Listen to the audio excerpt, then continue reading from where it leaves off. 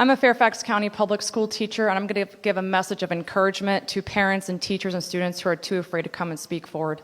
Parents, the longer that you wait and you don't hold your child's schools accountable gives these guys more time to dictate what's best for your child's physical, mental, and emotional health. Don't be afraid to speak out for your kids because they are voiceless and they rely on you.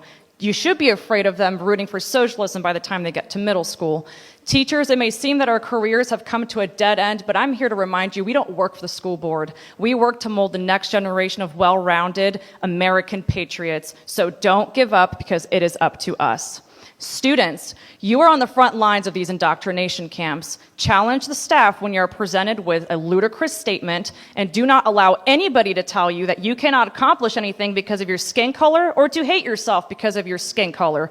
Students, it is up to you to be the next generation of victims or victors. And finally, to the board, this isn't over, and your policies are just as pathetic as making us wear a mask. Nick Goffard, followed by Ryan.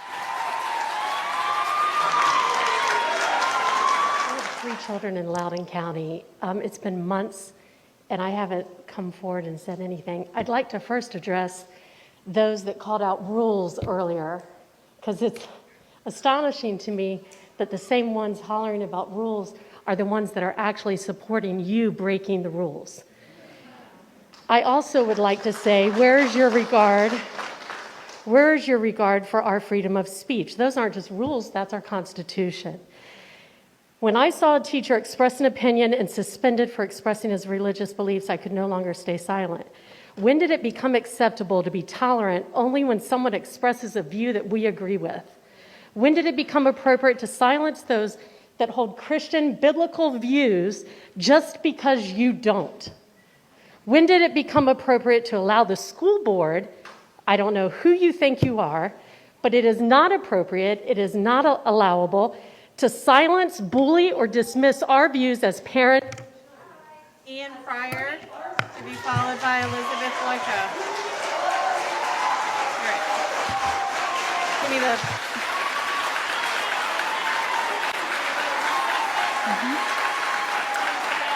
Give me the gavel. Board members, we're taking a 5-minute recess, and I'm going to ask the room to find their decorum. We stand in recess. Well, let's bring in Lilith Venezian. As Mike reported, she was one of the teachers who was at that school board meeting yesterday. It's great to have you this morning. So tell me what's going on behind the scenes, like when the teachers are talking to each other, what are they saying? Thank you very much for having me, first of all. There's mixed emotion. I believe that most teachers do want the best for their students and for the families of these students. But at the same time, there seems to be a divide. One side is okay with the narrative that we are pushing, using to indoctrinate our children. The other side isn't. The side that I am on, unfortunately, is very afraid to come forward. They're very afraid to lose their jobs. They're afraid of the backlash.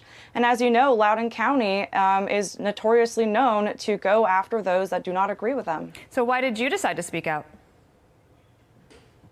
Because these children are the future of this country, and if you love this country, you will do anything and everything to stand up for the vulnerable population, and that is our children. They cannot stand up for themselves. They cannot speak for themselves. They fear retaliation. It's up to us adults, parents, and teachers alike to come together and speak up for them for the sake of this country. It seems to me like there's a real grassroots movement, and those can often be very effective. How do you see the debate going right now, and where do you think it will be headed by the time we get to back to school in September?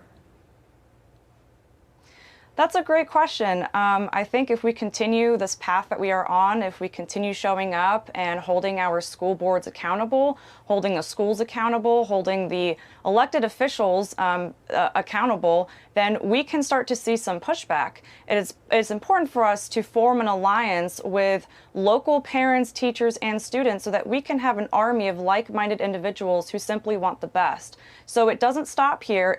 This is just the beginning, but we are excited to be part of this, and we have to keep moving forward for the sake of our children, for the sake of the better good of this country. For the people who are on the other side of where you are, who say that this is just a chance to get people a different point of view, and we're trying to open people's minds. How do you respond to that criticism? Because I think that they might seem a little surprised by the pushback. It seems to be very one-sided.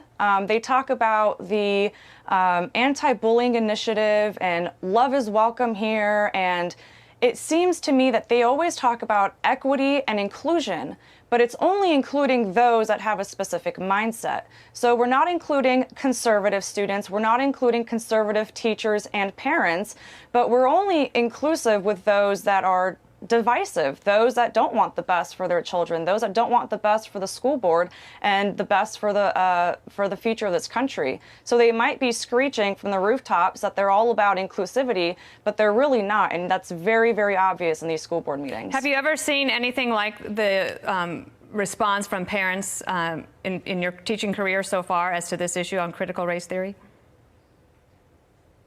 Honestly, prior to the last 16 months of chaos, nobody knew who was on their school board.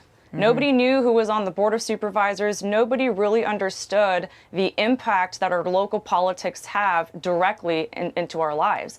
Now, parents realize that our local elected officials have more power than any other politician, and if we are not getting involved in the local level, then there's really no hope for the future. We have to start grassroots locally. So we are seeing parents in this county, in the state of Virginia, and across the country forming an alliance, standing up for their kids, and it is amazing to see. Yeah, and local government is where you can have a big impact. Lilith, thank you so much for being on today. In this county, and it takes a lot of people, like we're looking at people out here right now. There's obviously, have you ever gone to a school board meeting and seen this many people? No. Exactly. There's a reason we are here. The young, the old, the middle, everybody. And it's because we don't want to take this critical race theory nonsense anymore. It's very divisive. It's very divisive and harmful for every ethnicity. Not to mention, they want to start the grooming at a very early age. I put out a numerous post about some of the quote-unquote diversity books that start out in first grade. They would make you blush. The adults, it will make you blush. And it will make you angry. Because this is the type of thing that should not be in our schools. There's a little something that was said by a man, I don't know. He said something along the lines of content of character and color of skin, right? That seems to be forgotten by this movement, and I don't understand why. It's a very basic concept. We're not supposed to judge people by the color of their skin, right? It's too easy. It's worthless. We got to be looking at the content of the character. I bet there's everybody that's been locked up this year has made friends on Zoom, right? And a lot of times those people in Zoom, you can't see who you're talking to.